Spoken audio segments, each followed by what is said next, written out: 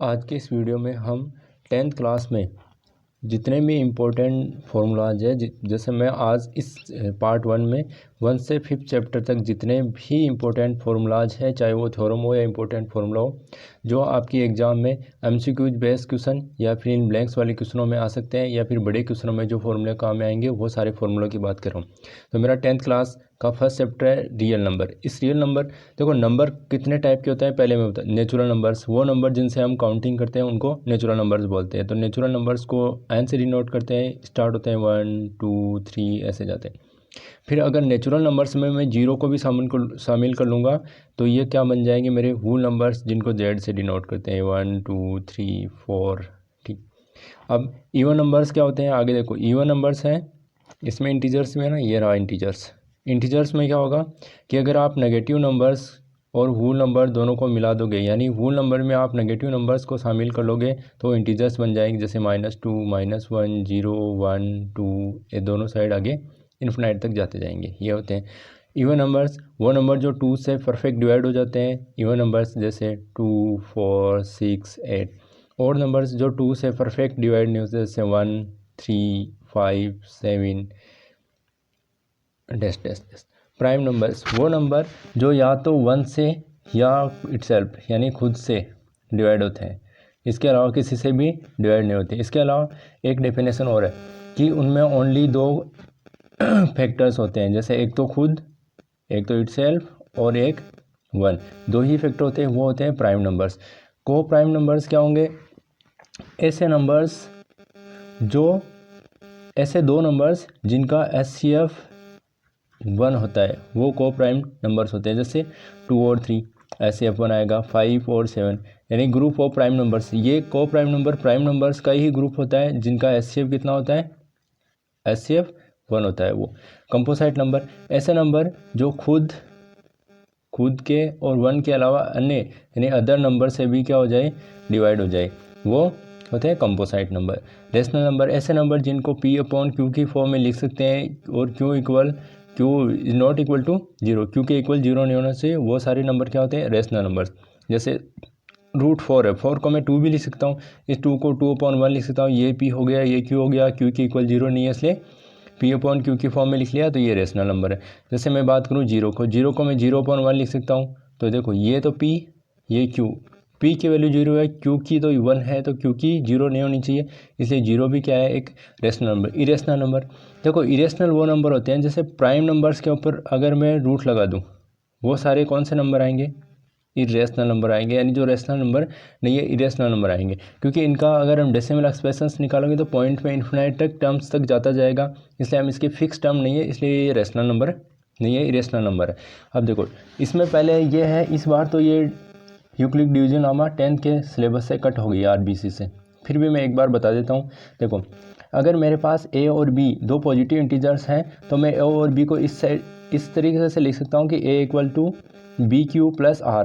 देखो A और T, जैसे मैं एक एग्जांपल ले लेता हूँ कि A और B की वैल्यू लेता हूँ, जैसे A की वैल्यू है 5 और B की वैल्यू है 7। तो ये है कि मैं इनको कैसे लिखूँ, जैसे 5 को मैं डिवाइड करूँगा, 5 से डिवाइड करूँगा 7 को, तो 5 1 जा 5, कुछ ऐसे आएगा।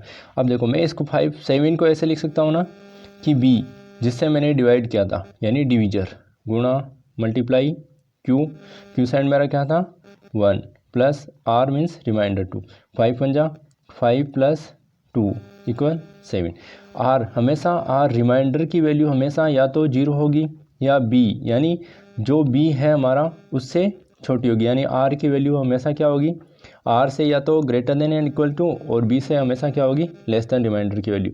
ये थी यूक्लिड डिवीजन नामा। अब है fundamental theorem of arithmetic. Arithmetic की फंडामेंटल थ्योरम ये है कि आप किसी भी कंपोजिट नंबर को आप उसके प्राइम नंबर्स के प्रोडक्ट के रूप में एक्सप्रेस कर सकते हो। जैसे मेरे पास मैंने एग्जांपल ले रखा है 15 का, तो 15 को देखो मैं प्राइम नंबर्स के प्रोडक्ट के रूप में ऐसे लिख सकता हूँ 3 5 जा 15।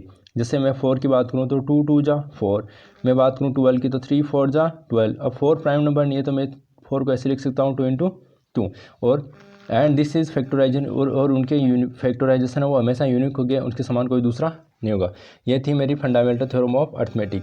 अब आगे इसमें क्या दे रखा है, अब नेक्स्ट है नंबर एंड विथ जीरो, यानी कौन सा नंबर जीरो के साथ एंड होगा और कौन सा नंबर जीरो के साथ एंड नहीं होगा। अगर किसी भी नंबर के फैक्टर में 2 की पावर n या 5 की पावर n, जैसे मान लो कि 4 की पावर n है, तो 4 की पावर में 4 को मैं ऐसे लिख सकता हूँ 2 की पावर n, 2 की पावर n अलग अलग लगा सकता हूँ। तो इसमें देखो 2 आया है, 2 आया है, इसका मतलब ये जीरो के साथ एंड होगा। इसमें 2 आया है, इसमें भी 2 और 5 दोनों आए हैं, तो भी ये जीरो के साथ एंड हो जाएगा। जिस भी किसी भी नंबर के फैक्टर में या 2 की पावर n और 5 की पावर n के मल्टीपल्स में आए वो सारे जीरो के साथ एंड होंगे। रिलेशन बिटवीन HCF और LCM, यहाँ से 100% क्वेश्चन पूछा जाएगा पेपर में, 100% यहाँ से पेपर में क्वेश्चन आएगा। आप लिख के लो, यहाँ से एक क्वेश्चन जरूर छपेगा पेपर में छपेगा। यहाँ से देखो LCM और HCF के बीच रिलेशन क्या होता है, प्रोडक्ट ऑफ नंबर। जैसे मेरे पास दो नंबर्स हैं 2 × 3, तो प्रोडक्ट ऑफ नंबर्स कितना आ जाएगा 6, और LCM multiply by HCF multiply by LCM या LCM मल्टीप्लाई बाई HCF, इन दोनों का प्रोडक्ट LCM और HCF का प्रोडक्ट नंबर के प्रोडक्ट के इक्वल होता है। यहाँ से 100% क्वेश्चन आएगा पेपर में। आगे क्या दे रखा है, डेसिमल एक्सप्रेशंस। देखो जब भी मेरे पास रेशनल नंबर होता है P/Q, इसका डेसिमल एक्सप्रेशन होगा वो टर्मिनेटिंग होगा या नॉन टर्मिनेटिंग होगा। जब भी उसके फैक्टर 2 की पावर n में आएंगे उसका टर्मिनेटिंग होगा, 5 की पावर n में आएंगे टर्मिनेटिंग होगा, 2 की पावर n मल्टीप्लाई बाई 5 की पावर n में आएंगे तब भी टर्मिनेटिंग होगा। 2 और 5 के अलावा अगर कोई भी अदर नंबर मेरे पास उसके फैक्टर्स में आ रहा है तब मेरा डेसिमल एक्सप्रेशन क्या होगा, नॉन टर्मिनेटिंग होगा। जैसे आपके पास कोई MCQ बेस में क्वेश्चन पूछ ले कि इसका डेसिमल एक्सप्रेशन टर्मिनेटिंग होगा या नॉन टर्मिनेटिंग होगा, तो आपको देखो जब भी रेशनल नंबर दे रखा हो वो P/Q की फॉर्म में दे रखा होगा, यानी आपको डिनोमिनेटर का नीचे वाले नंबर का क्या देखना है, फैक्टर 2 की पावर n में या 5 की पावर n में या 2 की पावर n 5 की पावर n में, तब तक तो वो टर्मिनेटिंग होंगे उसके डेसिमल एक्सप्रेशंस, और 2 और 5 के अलावा अदर कोई भी नंबर आएगा तो क्या हो जाएगा, नॉन टर्मिनेटिंग। ये मैंने फर्स्ट चैप्टर के सारे फॉर्मूले बता दिए। अब मेरे पास आगे सेकंड चैप्टर स्टार्ट हो रहा है। सेकंड चैप्टर है पोलिनोमियल्स। देखो पोलिनोमियल्स और इक्वेशन दो चीज़ें होती हैं हमेशा, एक तो पोलिनोमियल और एक इक्वेशन। जब भी आप, जैसे मैंने लिखा ax² + bx + c, ये मेरे पास अभी क्या है, पोलिनोमियल, पर मैं इसी के इक्वल में अगर इक्वल टू 0 लगा दूंगा तो ये बन जाएगी मेरे पास इक्वेशन। जब मैं इक्वल टू 0 नहीं लगाऊंगा तब तो पोलिनोमियल है, और जब इक्वल टू में 0 लगा दूंगा तब मेरे पास क्या बन जाएगी, ये इक्वेशन बन जाएगी। देखो पोलिनोमियल होते हैं उनकी पोलिनोमियल होने की 3 कंडीशन होती है कि कौन सा मेरे पास पोलिनोमियल होगा या नहीं होगा। एक तो उसमें लिमिटेड टर्म्स होने चाहिए, जैसे 1 2 3, चाहे लाख टर्म्स भी हो पर लिमिटेड होनी चाहिए, उसके लास्ट में डैश डैश डैश यानी इन्फिनाइट तक नहीं जाना चाहिए, चाहे काउंटिंग कितनी भी बड़ी हो पर लिमिटेड टर्म्स होंगे। कोएफिशिएंट रियल नंबर, और जितने भी है जैसे ये ए है ये बी है ये कोएफिशिएंट है वो रियल नंबर होंगे हमेशा। Power of variables is always natural number, जैसे इसकी पावर 2 है, अगर x की पावर 1/2 है, 3/2 है, अगर ऐसे कुछ है फ्रैक्शन में तो पावर वेरिएबल की अगर रियल नंबर या नेचुरल नंबर में नहीं है तो वो पोलिनोमियल नहीं होगा। ये तो पोलिनोमियल होने की 3 कंडीशन होगी कि किस कंडीशन में कोई भी अरिथमेटिक एक्सप्रेशंस पोलिनोमियल होगा या नहीं होगा। उसकी पहली कंडीशन तो ये कि लिमिटेड टर्म्स होंगे, कोएफिशिएंट है वो हमेशा रियल नंबर होगा, दूसरा है कि वेरिएबल की पावर है या एक्सपोनेंट्स है वो क्या होगा, ऑलवेज नेचुरल नंबर्स में होगा। जैसे मेरे पास दे रखा है, देखो मैंने कुछ एग्जांपल्स ले रखे हैं। देखो 1 2 3 टर्म्स है, लिमिटेड टर्म्स है, पहली कंडीशन। वेरिएबल की पावर क्या होनी चाहिए, नेचुरल नंबर्स में, सेकंड कंडीशन। और कोएफिशिएंट क्या होनी चाहिए, real number, coefficient real number, इसका मतलब ये पोलिनोमियल है। इसमें देखो वेरिएबल x है, इसकी पावर क्या है 1/2, 1/2 हमेशा रियल नंबर, ये पावर हमेशा नेचुरल नंबर में नहीं है, ये फ्रैक्शन है इसलिए ये क्या नहीं है, पोलिनोमियल नहीं है। इसमें लिमिटेड टर्म्स नहीं है इसलिए ये पोलिनोमियल नहीं है। इसमें पावर क्या आ जाएगी, जैसे मैं x को ऊपर ले जाऊंगा x - 1 आ जाएगा, तो ये x - 1 ये क्या है, एक्सपोनेंट्स की पावर है वो हमेशा नेचुरल नंबर में नहीं आई, तो ये क्या हो गया, पोलिनोमियल नहीं है। यहाँ x की पावर रूट है, इसका मतलब 1/2 है, ये भी क्या है, फ्रैक्शनल वैल्यू है 1/2, इसलिए ये भी पोलिनोमियल नहीं है। ठीक है, अब देखो नेक्स्ट पोलिनोमियल कौन से होते हैं। देखो जीरो पोलिनोमियल, ऐसा पोलिनोमियल जो जीरो हो, जैसे जीरो को मैं ऐसे भी लिख सकता हूँ 0x² + 0x + 0, ये जीरो पोलिनोमियल है और इसकी डिग्री भी हमेशा क्या होगी, 0 होगी। आगे कांस्टेंट यानी कोई भी नंबर जैसे 2 3 5 1/2, इसकी डिग्री क्या होगी, हमेशा 0 होगी। लाइनर पोलिनोमियल, ऐसा पोलिनोमियल जिसकी डिग्री क्या हो 1, जैसे उसकी जनरल फॉर्म होती है ax + b, ये लाइनर पोलिनोमियल की क्या है, ये लाइनर पोलिनोमियल की जनरल फॉर्म है ए एक्स प्लस बी। अब इस ए एक्स प्लस बी के जीरोज क्या होगा, सिंगल जैसे लाइनर है तो उसकी डिग्री 1 है, डिग्री 1 है तो जीरोज भी 1 होगा, और जीरोज 1 है तो वो जीरोज होगा क्या, जीरोज होगा माइनस बी अपॉन ए, कॉन्स्टेंट इंटू कोएफिशिएंट। ठीक है, जैसे ये 2x minus 3 root 3x plus 5, ये क्या है, लाइनर पोलिनोमियल्स के एग्जाम्पल। आगे आएगा क्वाड्रिक पोलिनोमियल, यहाँ से क्वेश्चन आ सकता है 100%, यहाँ से एक क्वेश्चन आएगा। देखो क्वाड्रिक पोलिनोमियल्स क्या होगा, जनरल फॉर्म तो होगी A X square plus B X plus C. अब देखो क्वाड्रिक है, क्वाड का मीन्स ही क्या होता है, स्क्वायर, और स्क्वायर का मतलब पावर 2, तो इसके जीरोज कितने हो गए 2।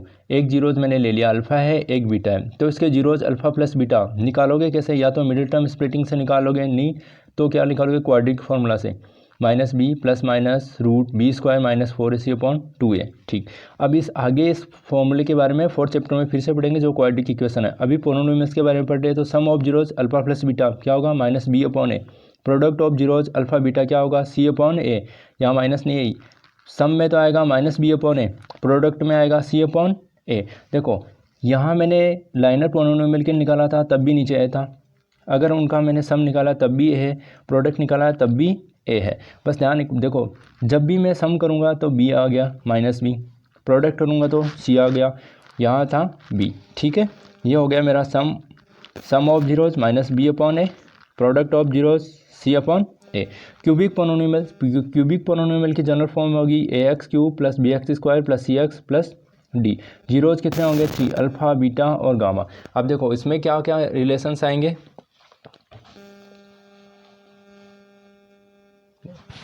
Alpha plus beta plus gamma, इनका प्रोडक्ट ऑफ या सम ऑफ जीरोज क्या होगा बी अपॉन ए, और उनका दो का प्रोडक्ट क्या हो जाएगा सी अपॉन ए, और अल्फा बीटा गामा यानी तीनों का प्रोडक्ट क्या हो जाएगा डी अपॉन ए। देखो सबके नीचे फिर भी ए है। ठीक, अब देखो क्वाड्रेटिक पोलिनोमियल क्या होगा, जैसे मान लो आपको सम ऑफ जीरोज दे रखा और उनका प्रोडक्ट दे रखा, आपको पूछे कि क्वाड्रेटिक पोलिनोमियल बताओ कौन सा होगा, जैसे बोल दे कि सम ऑफ जीरोज 2 है, प्रोडक्ट ऑफ जीरोज मान लो 3 है या 2 है, कुछ ऐसा एग्जांपल दे दे, बोले आप पोलिनोमियल बताओ कौन सा होगा, तो आप क्या करोगे, x square minus sum of zeros into x plus x alpha plus beta, यानी आप क्या करोगे x square minus sum of zeros into x plus product of zeros, इस फॉर्मूले से आप क्या बता दोगे क्वाड्रिक पोलिनोमियल, उसको निकाल के दिखा दोगे। अब मैं कुछ इंपॉर्टेंट आपको फॉर्मूला लिखा रहा हूँ यहाँ, या आप नोट डाउन कर लेना, या पूरे ही ये नोट्स है वो आप नोट डाउन कर लेना।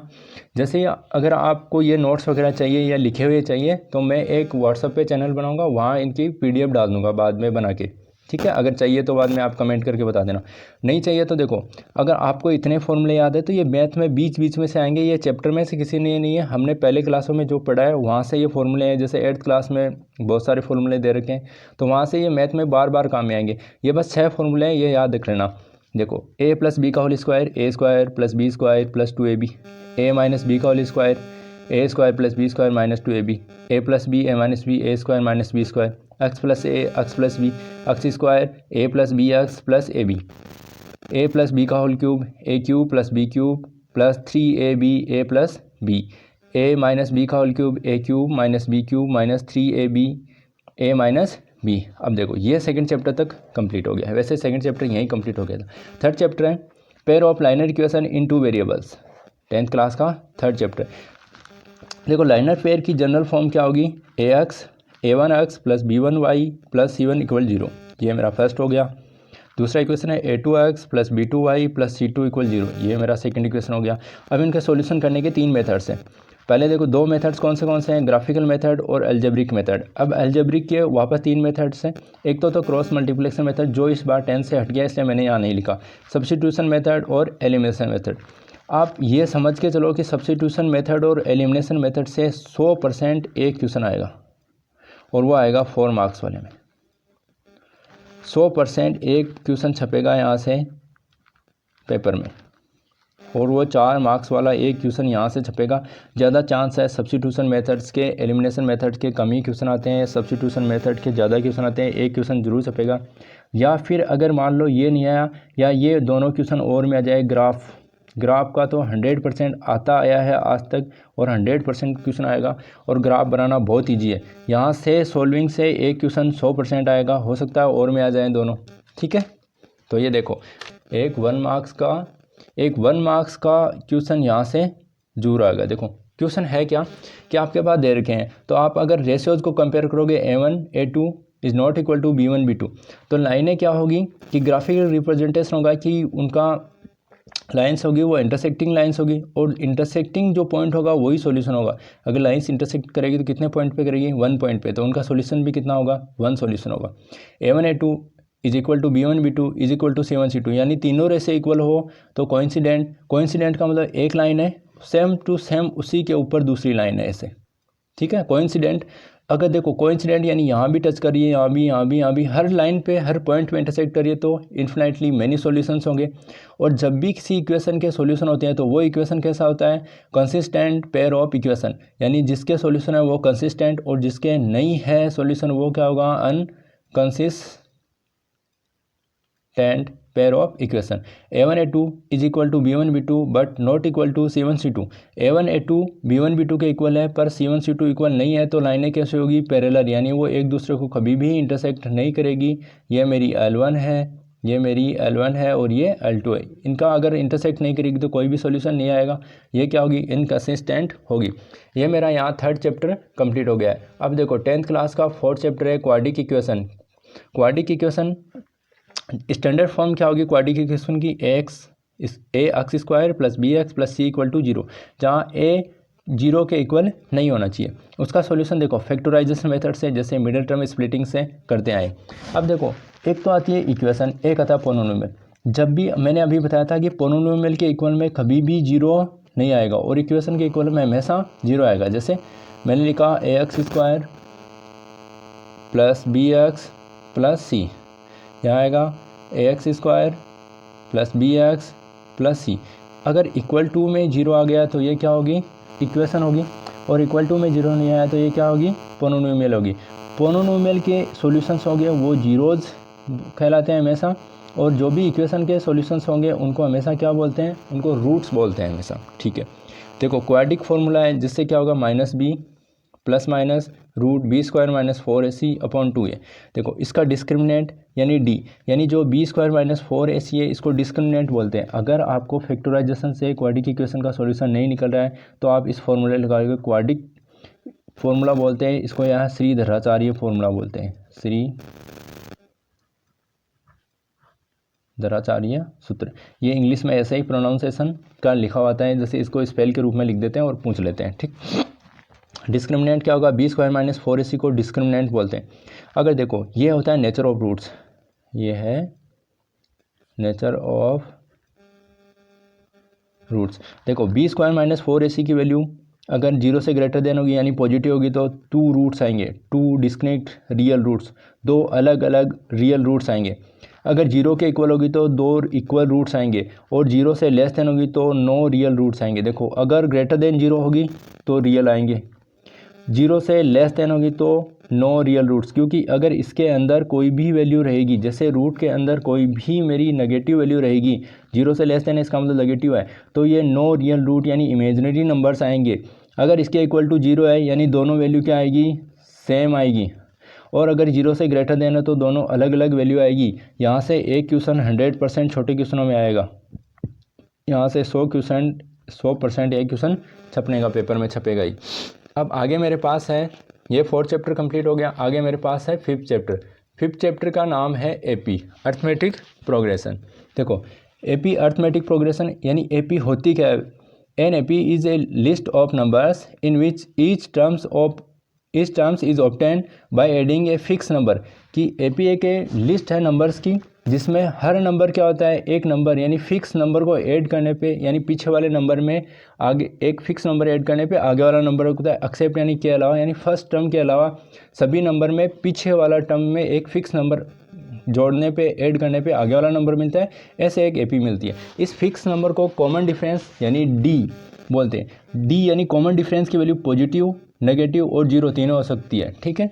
उसके बाद में क्या है, each number of is called terms, जितने भी उसमें नंबर आते हैं किसी एपी में उन सबको क्या बोलते हैं, टर्म्स। देखो जनरल फॉर्म और एन एपी की जनरल फॉर्म क्या आती है, ए प्लस डी, यानी फिर डी ऐड कर दिया, फिर आगे वाले में जाएंगे तो फिर डी ऐड करेंगे, डी और डी और डी 2D हो गया, फिर डी और डी 3D हो गया, ए प्लस डी, ए प्लस 2D, ए प्लस 3D, ऐसे ए प्लस 4D, ए प्लस 5D, ऐसे ए प्लस n माइनस 1D ये आ जाएगा। इसी से देखो एक फॉर्मूला बनाया एन टर्म ऑन एपी, जैसे फिफ्थ टर्म, सिक्स टर्म, जैसे A5 की निकालनी होगी, A7 की निकालनी होगी तो यहाँ से निकालेंगे। an का क्या होगा, a plus n minus 1D। देखो इसके ये एक तो ये फॉर्मूला है इसमें।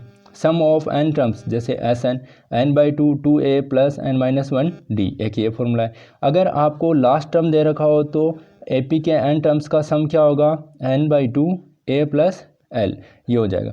यहाँ मैंने फिफ्थ चैप्टर तक के सारे फॉर्मूले आराम से आपको बता दिए हैं, ये समझ में आ गए। और ये नोट्स अगर आपको चाहिए तो आप मुझे बता देना, मैं इनकी PDF बना के व्हाट्सएप पे चैनल बनाऊंगा और वहाँ डाल दूंगा, या टेलीग्राम पे कोई ग्रुप बना के डाल दूंगा। तो ये तो कमेंट करके बता देना, और कितना समझ में आया बता देना। और अगर ये आपको ठीक लगा तो मैं नेक्स्ट वीडियो डाल दूंगा। पीछे वाले वीडियो में मैंने बताया था कि 50 व्यूज़ आने के बाद मैं नया वीडियो डालूँगा। आज पे 300 से लगभग ज़्यादा ही व्यूज़ है, जैसे मैंने अभी देखा 350 या 300 के लगभग व्यूज़ थे। तो मैं ये वीडियो पहले मैंने एक बार शूट कर लिया था, फिर मैंने सोचा यार बढ़िया रिस्पांस आया है, थोड़ा ठीक चल रहा है वीडियो, तो आराम से बढ़िया से ऐसे नोट्स बनाते हैं, फिर कोई भी चीज़ छूटे भी नहीं, दिमाग से आउट भी नहीं हो, और ढंग से लिख लेते हैं पहले, और बाद में आराम से जल्दी से समझा देंगे ताकि वीडियो भी छोटा बने और समझ में भी बढ़िया से आ जाए। तो अगर ये आपको नोट्स चाहिए तो वैसे बता देना, और इसको ज़्यादा से ज़्यादा शेयर करना, ठीक है। अगर ये वीडियो अच्छा लगे तो मुझे बताना, मैं नेक्स्ट वीडियो शूट कर लूँगा, ठीक है। Thank you.